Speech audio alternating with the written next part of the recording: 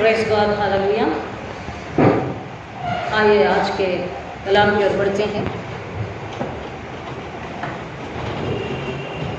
यशायाह नबी की किताब उसका 58वां अध्याय वचन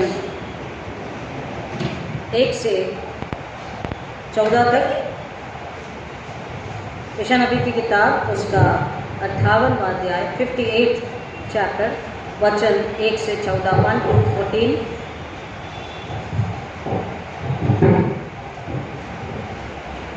मिसेस सुजाता प्लीज आए। आइज़ाया 58, 1 to 14।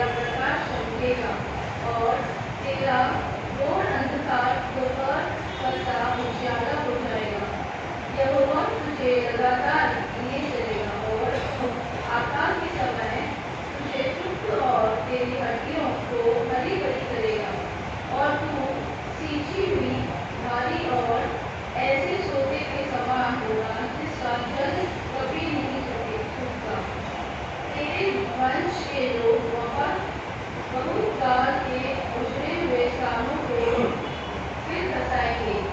तू पीढ़ी पीढ़ी को पड़ी हुई नींव पर घर उठाएगा। तेरा नाम झुके हुए बाड़े का सुधारक और पथों का ठीक करने वाला पड़ेगा।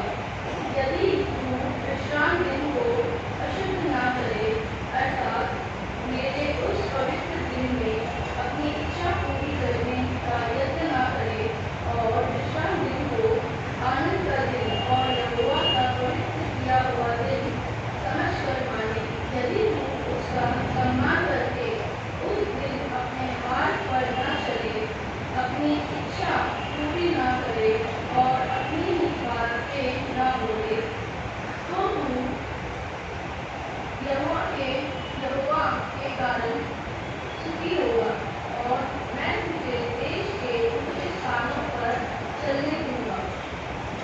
मैं तेरे मूल पुरुष याकूब के बाग की उपज में से तुझे खिलाऊंगा, क्योंकि यहोवा ही के मुख से यह वचन निकला। आमीन। आइए दुआ करें। मेरे मुख्य शब्द हमारे हृदय के विचार आपको कबूल हो खुदावन, इसलिए मैं एक बार बागरों के हाथों में अपने आप को हम सबों को दे दूँ। मेरे होठों को अग्नि से छूकर मुझ में होकर बात करें, अपना काम करें, अपनी महिमा लाएं और सुनने वालों को वाणी भूख और प्यास से भर दीजिए। आत्मा के कान दीजिए, अपनी बुद्धि दीजिए कि सुने समझे विश्वास करें, इसमें बढ़े और आपके लिए महिमा लाए हिस्सा होने दीजिए।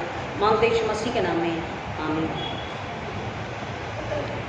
खुदा का शुक्र करेंगे फिर एक बार आज के दिन के लिए जिसमें हमें ज़िंदगी मिली और उसके घर में आकर इबादत करने के लिए, अपने आप को उसके हाथों में देने के लिए, अपने आप को उससे बढ़ जाने के लिए खुदा ने मौका दिया। अपनी लाचारियों को, अपनी दुर्बलताओं को, अपनी कमी गतियों को, अपने अधर्म अपराधों पापों को उसके क्षणों में रखकर अपने आप को फिर नया बनाने के लिए, बागों से बढ़ जाने के लिए खुदा ने मौका दिया। हम उसका शुक्र करें। आज ये जो अध्याय आपके सामने पढ़ा गया है आइज़ाया 58 1-14, लेकिन केवल 13-14 पर हम कॉन्सेंट्रेट करेंगे। पूरा इसलिए पढ़ा गया कि हम इसके बैकग्राउंड को समझ सकें। यशाया परमेश्वर के अनंत दंड को और अनंत न्याय को यानी छुटकारे को बताता है।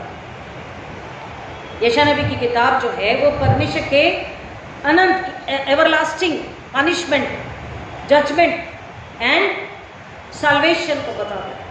अनंतकालीन छुटकारा और अनंतकालीन दंड।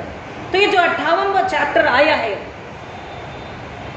इसका बैकग्राउंड क्या है, इसको अगर समझना चाहेंगे तो 57 को अगर हम पढ़ते हैं 16 से आगे, उसी के पहला वाला चैप्टर 57 आइज़ाया 57 16 ऑनवर्ड्स, मैं सर्वदा प्रतिवाद न करूँगा, न सदा क्रोधित रहा करूँगा।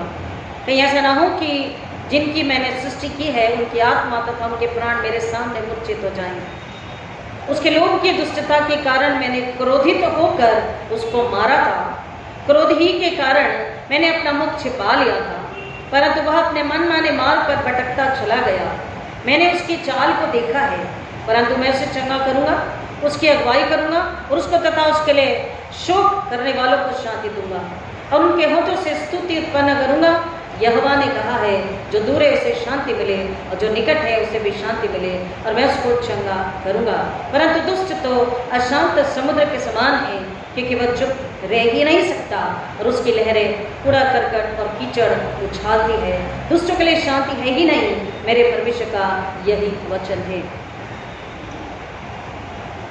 याकूब वंशियों के लिए, यरूशलेम के इजराइलियों के लिए, जिन्होंने यहोवा परमेश्वर के नाम की निंदा लेकर आई, जिन्होंने परमेश्वर की सामर्थ्य को नकारा, जिन्होंने अपने लिए अलग अलग मूर्तियों को बना लिया, अपनी अपनी इच्छा से, अपनी अपनी सोच समझ से या दूसरे सिद्धांतों को सुन करके जिन्होंने अपने लिए देवताओं को बना लिया, परमेश्वर की आज्ञाओं को तोड़ा और अपनी इच्छा के अनुसार जो जिंदगी जीने लगे।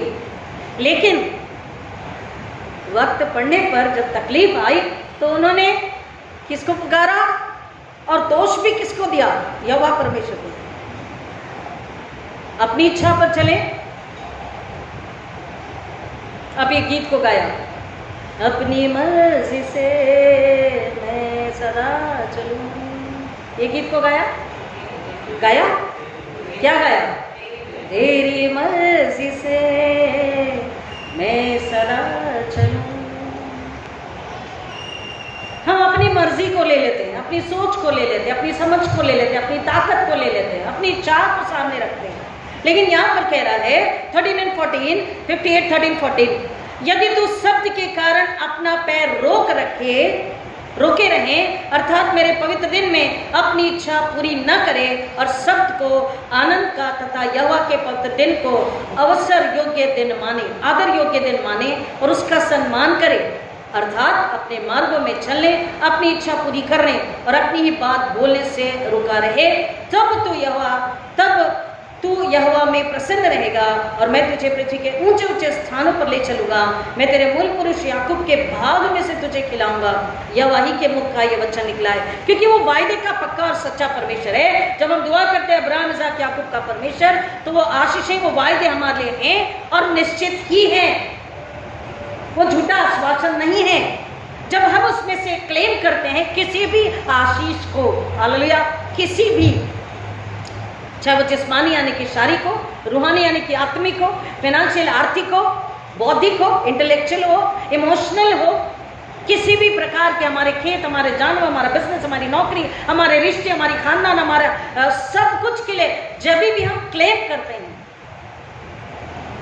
तो अब्राहम, इसहाक, याकूब की आशीषें जो है, परमेश्वर का वायदा है, उसमें से मुझे चाहिए। जब हम मांगते हैं तो खुदा कहता है हाँ मैं देने के लिए तैयार हूं, तेरे लिए ही है। और वो कहता मैं दुख देकर पछताने वाला भी हूं, मैं सदा क्रोधित नहीं रहूंगा, मैं मारूंगा और जिलाऊंगा भी, मैं गाँव भी दूंगा, पति भी करूंगा। लेकिन वो कहता है कि मैं ऊंचे पर और पवित्र स्थान में निवास करता हूं और उसके संग भी रहता हूं जो आत्मा में नम्र और दीन है। एक जवान लड़का, कहाँ के जवान? जवान कहाँ है हमारे?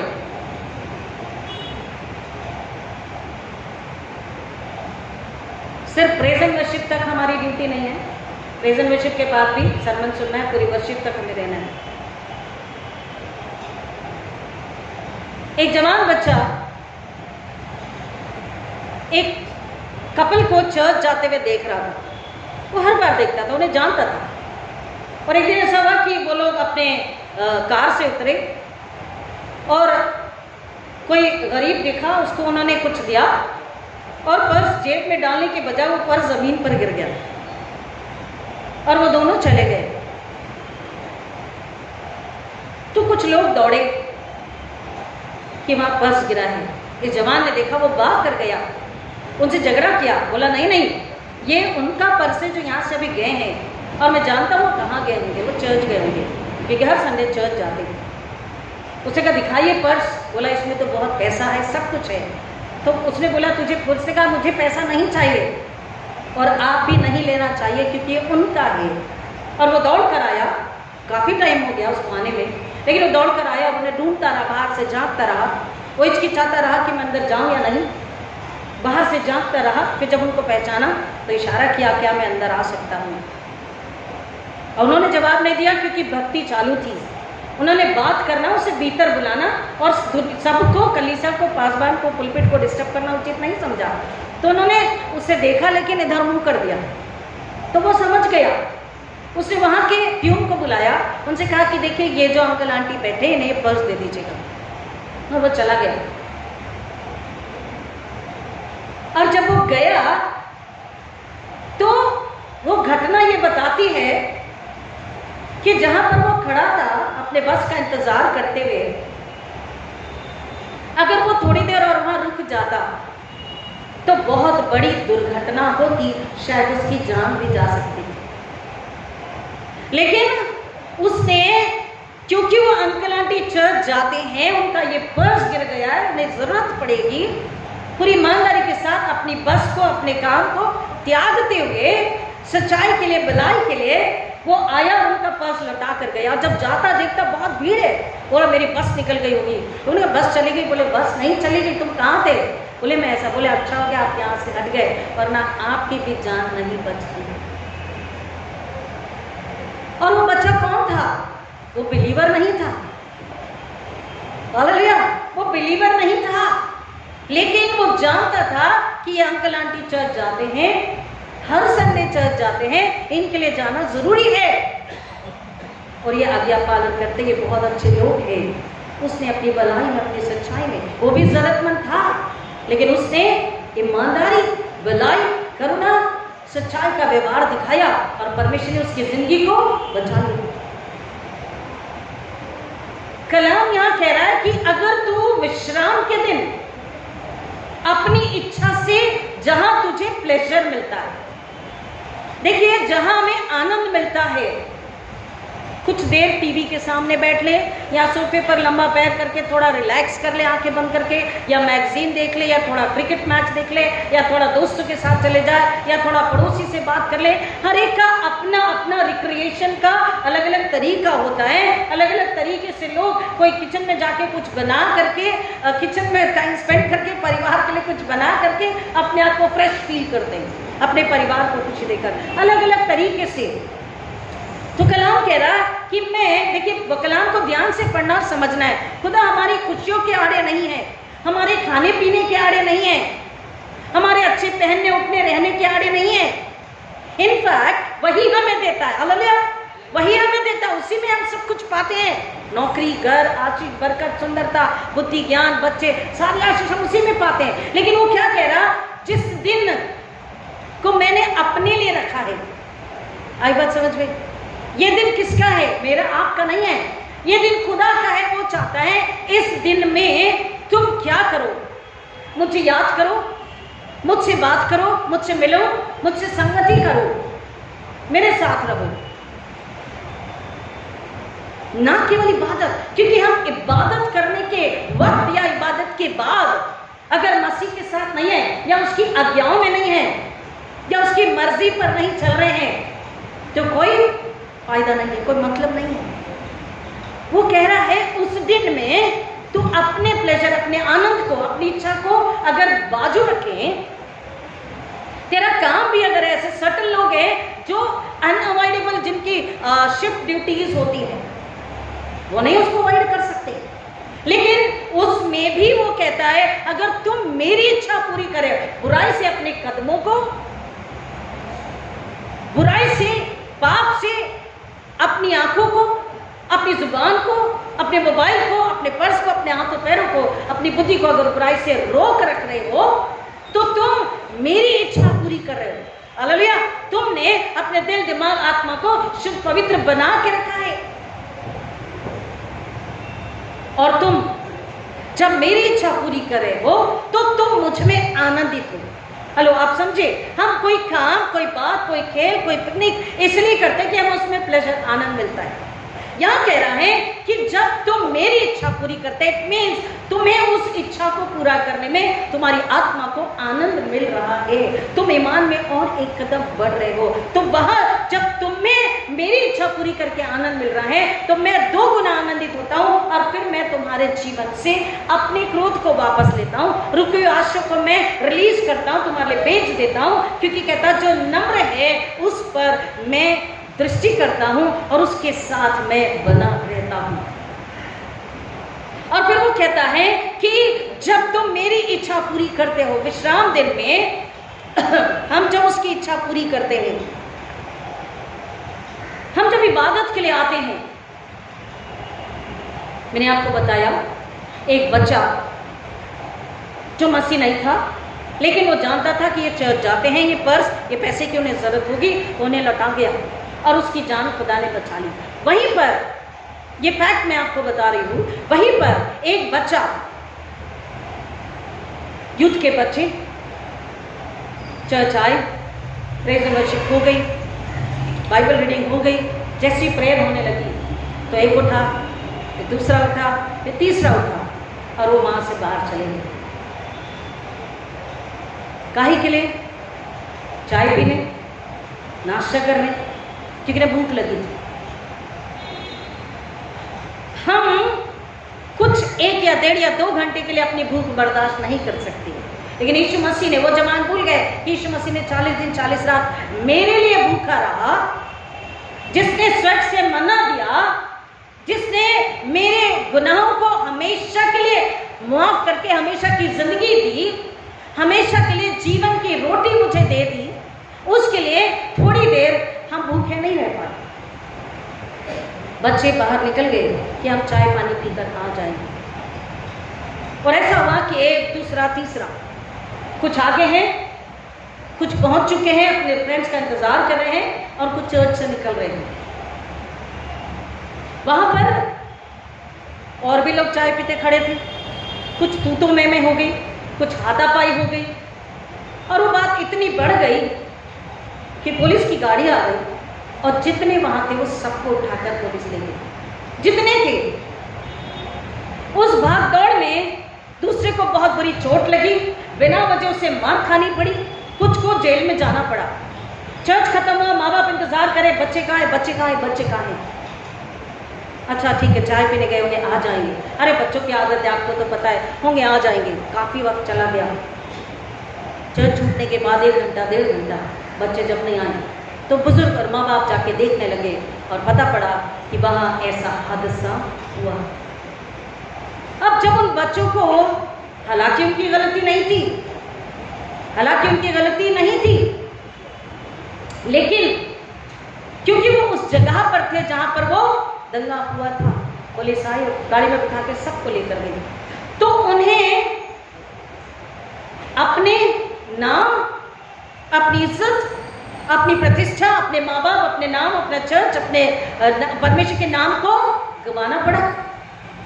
कई सालों तक उनके पासपोर्ट में वो लाल रेड इंक का निशान रहा। बाहर जाने के लिए उन्हें परमिशन नहीं, क्योंकि पुलिस केस था, ये जेल में थे सारा दिन। उनके करियर में रुकावट, उनके फ्यूचर में रुकावट, उनकी हेल्थ खराब हो गई क्योंकि इमोशनली वो टूट चुके थे। लेकिन इतना होने के बावजूद भी उनमें से कुछ तो मन फिराए, लेकिन कुछ ने अब भी परमेश्वर को कोसना नहीं छोड़ा था। अब भी मन फिरा के खुदा के घर में आके पश्चाताप कर नहीं रहे थे कि हमने विश्राम दिन के दिन अपने पैरों को कहां लेकर गए, आपके घर से बाहर। एक खुदा के घर में आया जो मसीह नहीं था, उसे भलाई करी, वो जान से बच गया, खुदा की आशीष को पाया, आगे जाके उसे अच्छी नौकरी मिली, उन अंकल आंटी ने उसे शाबाशी दी, उसे ब्लेसिंग किया और उसको अच्छा जॉब मिला, वो सुकून से रहा। लेकिन यहीं पर जो लोग खुदा के घर से उठकर बाहर गए, उन्होंने कीमत चुकाई। आज यशायाह वही बताता, अनंतकालीन दंड और अनंतकालीन छुटकारा। वो कहता है कि जब तुम विश्रामवार को पवित्र मानते हो, मेरी इच्छा पूरी करते हो, मेरा आदर करते हो और मेरी इच्छा पूरी करने में जब तुम आनंदित होते हो, तो मैं तुम्हें वो आनंद भी देता हूं जो तुम्हारे लिए जरूरी है। तुम्हें ऊंचा उठना, तुम्हें अच्छी नौकरी, अच्छा घर, अच्छा जीवन साथी, माँ बाप, परिवार के साथ, कलीसिया के साथ और अपनी सेवा में मैं तुम्हें बरकरार रखता हूँ। तुम्हारी प्रार्थना का उत्तर मैं पीढ़ी दर पीढ़ी देता हूं। इतना ही नहीं, वो कहता है कि हम जब सारी बुराई से मुंह मोड़कर, इस्राएली कह रहे हैं कि देखो हमने तो उपवास किया, याकूब के वंश के लोग कह रहे, यहूदा के वंश के लोग कह रहे, हमने तो उपवास किया, हमने अपने आप को भूखा रखा, लेकिन क्या बात है तूने हमारी सुनी नहीं। 58 का भी हमने पढ़ा। तो खुदा कह रहा है, इसलिए 57 ऊपर का बैकग्राउंड आपको मैंने बताया कि हमने उपवास किया और तूने हमारी नहीं सुनी। लोग तो खुदा उन्हें जवाब दे रहा है कि जब तुम उपवास करते हो तो क्या मेरे लिए करते हो?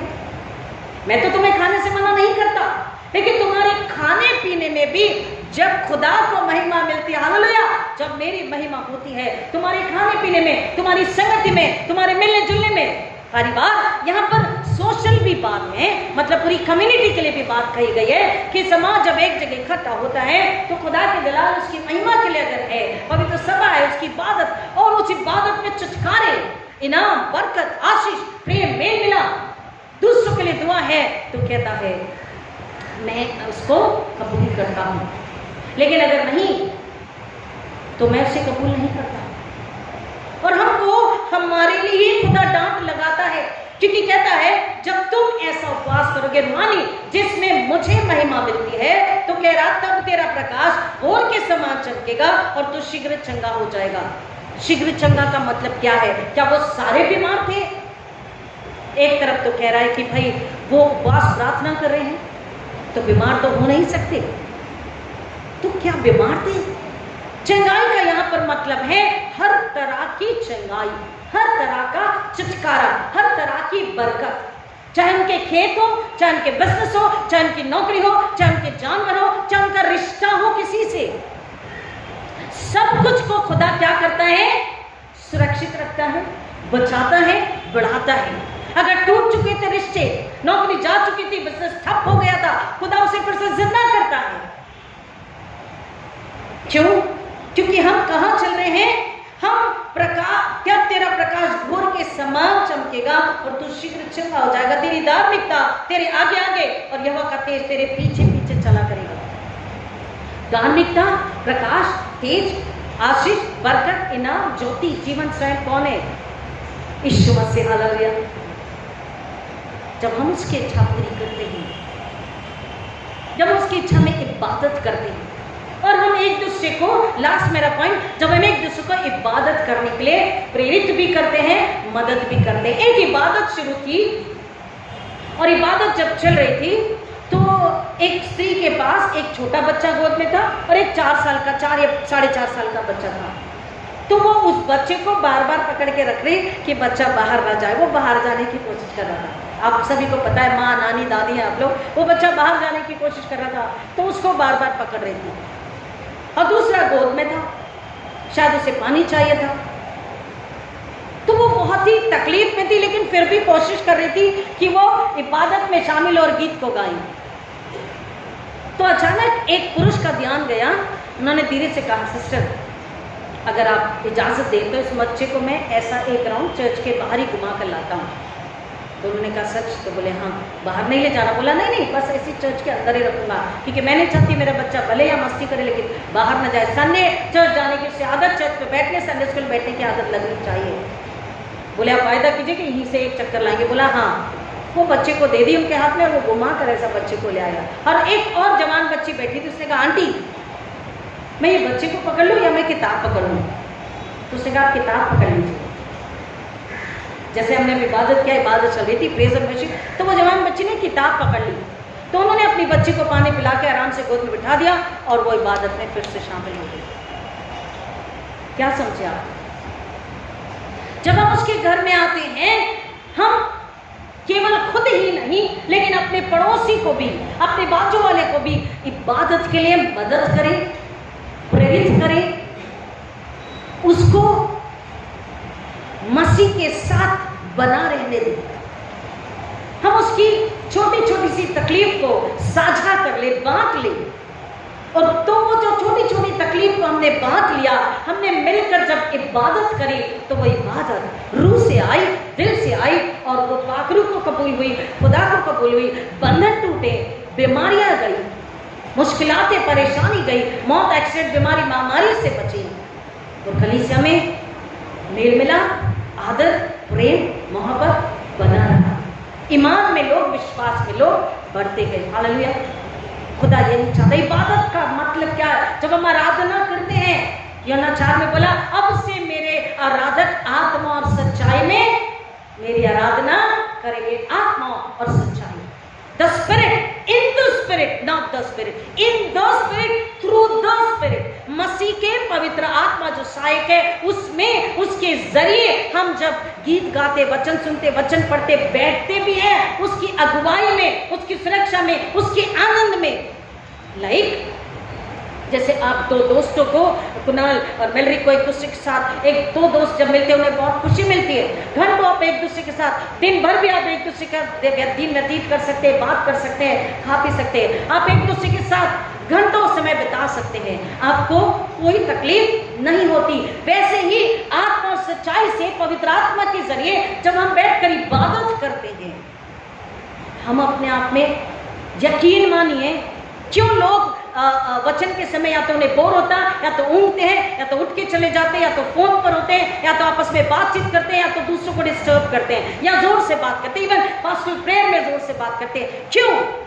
क्योंकि अब भी पाक रूह के हाथों में नहीं है। जैसे संडे स्कूल शुरू होता है, बच्चे भागते हैं तो टीचर क्या करती है? ये राफा निराया भागते हैं तो संडे स्कूल टीचर उनको पकड़ के लेके जाती है। हम तो बड़े हैं, तो हमको पता है हमारा दिमाग, हमारा दिल, हमारी आंखें, हमारे पैर, हमारे हाथ, हमारी इच्छाएं, हमारे इमोशन भाग रहे इधर उधर, तो हम अपने आप में उसे पकड़ नहीं सकते। तो समर्पित हो जाए, समर्पित हो जाए, क्योंकि सहायक आपके बाजू मेरे बाजू में ही खड़ा है। हम उसके पास समर्पित हो, उसका हाथों कि पवित्र आत्मा आप संभाल लीजिए, मेरा दिमाग, मेरी आंखें, मेरा कान इधर उधर भाग रहा है।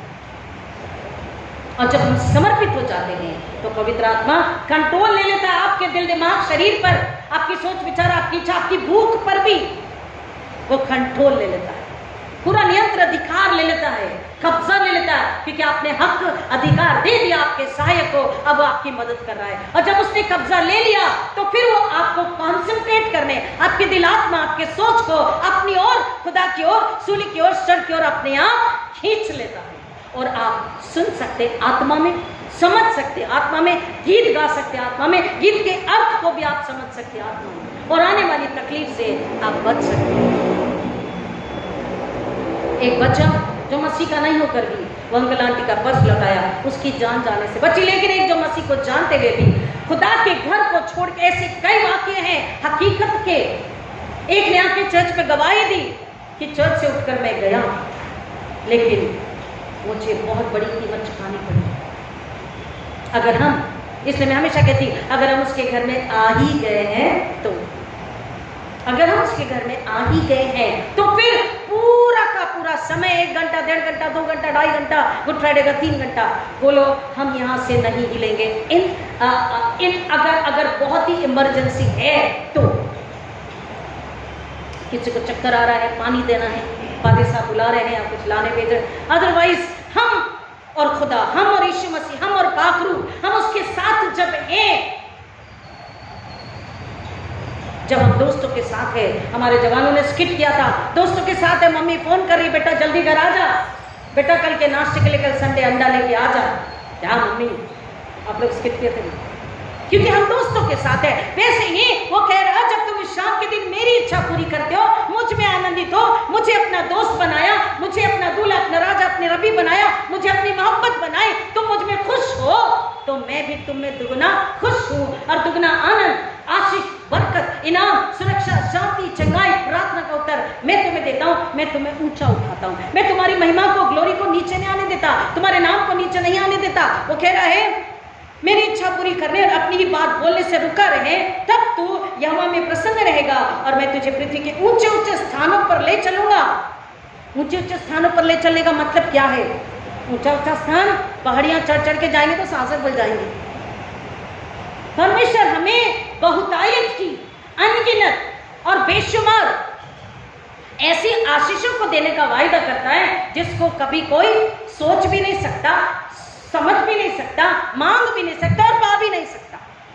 कह रहा मैं तुझे ऊंचे ऊंचे स्थानों पर और पृथ्वी के ऊंचे ऊंचे स्थानों पर ले चलूंगा, मैं तेरे मूल पुरुष याकूब के भाग में से तुझे खिलाऊंगा, मैं तुझे ऊंचा उठाऊंगा, तेरा नाम, ऐश्वर्य, तेरा धन संपत्ति, तेरे घराने को ऊंचा उठाऊंगा। और इतना ही नहीं, जब तू इन सारी बातों से पहले, इन सारी बातों के साथ आत्मिक मांगे, तो कहता है जब तुम मुझसे प्रार्थना करेगा, क्योंकि तू मेरे घर में है, मुझ में आनंदित है, पाखरू के जरिए तुम मुझसे जुड़ा हुआ है, तुम में और कोई लालसा, कोई डिस्टर्बेंस, कुछ भी तुम्हें फर्क नहीं पड़ रहा, तुम और तुम्हारा खुदा बीच में तुम्हारा सहायक, मददगार पाखरू है। और तुम आज ये पूछना चाह रहे हो कि खुदा इस स्वप्न का क्या अर्थ है, खुदा मेरे साथ ये परेशानी क्यों, खुदा मेरी प्रार्थना का उत्तर क्यों नहीं आया, खुदा मेरे रिश्तेदार मुझ में क्यों नहीं, खुदा वो आपके साथ जो भी सवाल, जो भी प्रार्थना, जो भी अब तक नहीं मिला है अपने घर की, सबसे ज्यादा खुदा कहता अपने घर की फिक्र कर, अपने परिवार को संभाल ले, क्योंकि मैं तुझसे हिसाब लूंगा। और इसलिए जब हम ये गुत्थियां सुलझाने के लिए, या पाखरू क्या है, कैसे काम करता, वचन, ये वचन क्या बोल रहा है, ये नहीं समझ रहा खुदा, जब हम पूछते हैं तो कहता है मैं तुझे गूढ़ बातें बताऊंगा। यिर्मयाह 33:3 बाइबल का कोड नंबर, हेवन का फोन नंबर अगर कुछ है तो 333। यिर्मयाह 33:3 मुझसे प्रार्थना कर और मैं तेरी सुनूंगा, मैं तुझे बड़ी बड़ी और गूढ़ बातें बताऊंगा जिन्हें तू नहीं जानता। गूढ़ बातें, हेवनली सीक्रेट्स। पवित्र आत्मा पास्टर साहब हमेशा कहते हैं क्या है ये, कहता खुदा तू मांग मैं तुझे बताऊंगा ये क्या है, ये कौन है, ये कैसा है, कैसे काम करता, तुझे कैसे संभालता, तुझे कैसे सिखाता, खिलाता पिलाता, और खुदा की महिमा के लिए तुम्हें कैसे इस्तेमाल करता है। तुम मुझसे मांग, मैं तुझे गुड़ बांटूं। The heavenly secrets. उसके घर में आने के बाद पता नहीं कौन से बंधन टूट गए, पता नहीं कौन सी कमजोरी बीमारी पीढ़ियों से आने वाली चली गई, हमें पता ही नहीं, हम आजाद हो गए, रुके हुए काम बन गए, नौकरी का कल बुलावा है, इंटरव्यू में हम सक्सेस हो गए, प्रमोशन का कॉल है, हमें पता नहीं, खुदा ने इंतजाम कर दिया। हालेलुया। लेकिन कब? जब हम विश्राम दिन के दिन उसकी इच्छा पूरी करें, क्योंकि वो कहता है, लास्ट वचन पढ़ के खत्म करती, उसी का फिर से रिपीट करूंगी मैं, 57 का 15। क्योंकि जो अति महान और महिमामय है, जो अनंत काल तक बना रहता है और जिसका नाम पवित्र है, वह यूं कहता है, मैं ऊंचे पर और पवित्र स्थान में निवास करता हूँ और उसके संग भी रहता हूँ, जो आत्मा में नम्र और दीन है, जिससे कि दीन की आत्मा और नम्र हृदय को पुनर्जीवित करूं। पुनर्जीवित मतलब क्या है? हम आप जितने, मैं और आप, हम यहाँ जो बैठे हैं, मर गए क्या? हम जिंदा हैं। पुनर्जीवित का मतलब है हमारी हर प्रकार की कमियां, रुकावट, रुकी हुई आशीषें, हमारे सपने, हमारे ड्रीम, हमारे डिजायर, हमारी प्रेयर्स, हमारी मांग, हमारी मन्नतें, व्हाटएवर, पुनर्जीवित। बिजनेस ठप है, जानवर मर रहे हैं, घर पे cancer, TB, sugar, heart, accident, divorce, नुकसान, बिजनेस गया। हर बार ये कुछ अगर है तो ये मर चुका है। रसोई में भी बरकत नहीं है, आ रहा है पैसा लेकिन राशन कहा जा रहा, बीमारी, खा रहे, तृप्त नहीं है, पैसा किधर जा रहा समझ नहीं रहा, ये मौत है। कह रहा, मैं जब तुम मेरी इच्छा पूरी करोगे और तुम नम्र होकर मेरे पास आओगे तो मैं क्या करूंगा? तुम्हें और तुम्हारे रिश्तों को, तुम्हारी जरूरतों को, तुम्हारी नौकरी को, तुम्हारे पैसे को, तुम्हारी शरीर आत्मा को, तुम्हारे परिवार को पुनर्जीवित करूंगा, फिर से आशीषित करूंगा, फिर से हरा भरा करूंगा, फिर से नया बनाऊंगा, फिर से समझ बुद्धि ज्ञान जीवन में लाऊंगा। आत्मा का जीवन, आत्मा में पुनर्जीवित है तो जिस्मानी भी, शारीरिक भी, आर्थिक भी, भौतिक भी, पारिवारिक भी, सामाजिक भी और देश राष्ट्र की भी आशीष। जहां तू जिस भूमि पे कदम रखेगा, अमेरिका, यूरोप, लंदन, किधर भी, चेन्नई, दिल्ली, किधर भी तुम नौकरी बिजनेस करने जाएगा, वहां पर मैं तुझे आशीष करूंगा और तेरे जरिए उस जमीन को, उस ऑफिस को, उन लोगों को मैं आशीषित करूंगा। हालेलुया। वो वहां भी जो मर चुका है उससे भी मैं तेरे जरिए हरा भरा करूंगा, पुनर्जीवित करूंगा। और ये यहोवा कह रहा है, यहोवा ही के मुख से निकला ये वचन है। अनंत दंड, अनंत छुटकारा हमें क्या चाहिए? प्रभु इस वचन की गहराई में जाने आशीष करे। आइए दुआ करें। खुदा ना आपका शुक्र करते हैं कि आपने हमें फिर एक बार याद दिलाया कि आत्मा का पश्चाताप, आत्मिक उपवास यानी कि रूहानी रोजा, रूहानी तौबा, सच्चा फास्टिंग, प्रेयर और पश्चाताप के जरिए जब हम आपके पास आते हैं, रोटी खा के भी आत्मिक उपवास करते हैं, तो आप हमें बचा लेते हैं, छुड़ा लेते हैं, बुद्धि समझ ज्ञान जीवन से भर देते हैं, अनंतकालीन जीवन से भर करके हमें दूसरों को जीवन देने के लिए, आपके पास लाने के लिए आशीष करते हैं। आप हमें आशीष का देने वाला, आशीषमय बनाते हैं। खुदावन, You make us to be a blessing to many and many. खुदावन, वही आशीष आज इसी पल में आप यहाँ बैठे हर एक को, उनके परिवार को, उनके खानदान को आप देने के लिए तैयार हैं। अगर हमें से हर एक इसे लेने के लिए तैयार है तो मैं हर एक को आपके हाथों में देती पवित्र आत्मा, आप हर एक पर नियंत्रण दिखा लीजिए और हर एक की सुनिए। मैं हर एक की आत्मा को आज्ञा देती यीशु के नाम में कि पवित्र आत्मा की आवाज को सुने। हर एक बुजुर्ग, हर एक स्त्री, हर एक पुरुष, हर एक जवान, हर एक बच्चा, स्त्री पुरुष, हर एक आप जितने हैं पवित्र आत्मा के हाथों आ जाएं, उसकी आवाज को सुने, अपनी आत्मा को नम्र करे, उसके हाथों में दे दे और उससे कहें, हम सुन रहे हैं, हमें दो मांझ के नया बनाइए, हम सच्चा पश्चाताप कर रहे हैं, अपनी अनाज्ञाकारिता के लिए, अपनी जिद के लिए, हम दूर चले जाने के लिए हम माफी मांग रहे हैं। क्योंकि यहोवा परमेश्वर कहता, तुम लौट कर आओ।